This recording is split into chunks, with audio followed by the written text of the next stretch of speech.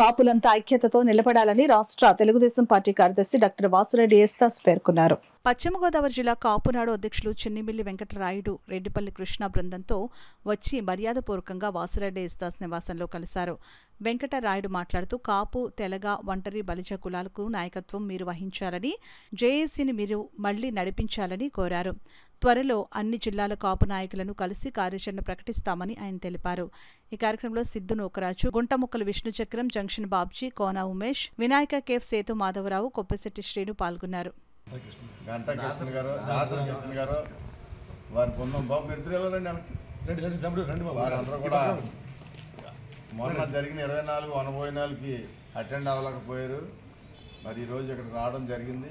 వారిని గౌరవంగా సత్కరించి రాబోయే కాలంలో కాపు, తెలగ, బలిజ, ఒంటరి కులాల కార్యాచరణ జరిగే నష్టాలు కానీ, జాతికి జరిగే అన్యాయాలు కానీ అన్నిటిని కూడా అందరూ కూర్చుని ముందుకు వెళ్దామని చెప్పడం జరిగిందని చెప్పి సందర్భంగా తెలియజేస్తూ, వారికి ఉమ్మడి తూర్పుగోదావరి జిల్లా నుంచి పెద్దలందరూ కూడా స్వాగతం పలికి ఈరోజు ఇక్కడ రావడం జరిగిందని చెప్పి సందర్భంగా తెలియజేస్తారు. మొన్న కార్తీక మాస అన్న సమారాధానికి మమ్మల్ని ఆహ్వానించున్నారు.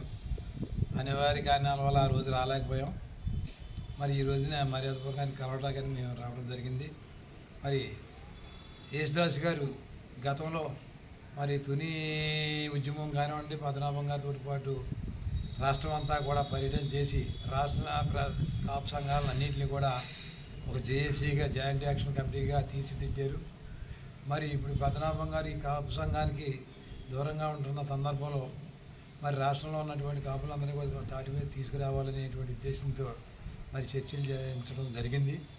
మరి త్వరలోనే అన్ని జిల్లాల నుంచి ప్రతినిధులందరినీ కూడా పిలిచి ఈ కాకినాడ యేసుదాస్ గారి సారథ్యంలో ఒక జేఏసీ మీటింగ్ వేయాలని చెప్పి తీర్మానం చేయడం జరిగింది. ఇది ఈ డిసెంబర్ నెలలోనే ఆ కార్యక్రమం కూడా చేపడతామని ఈ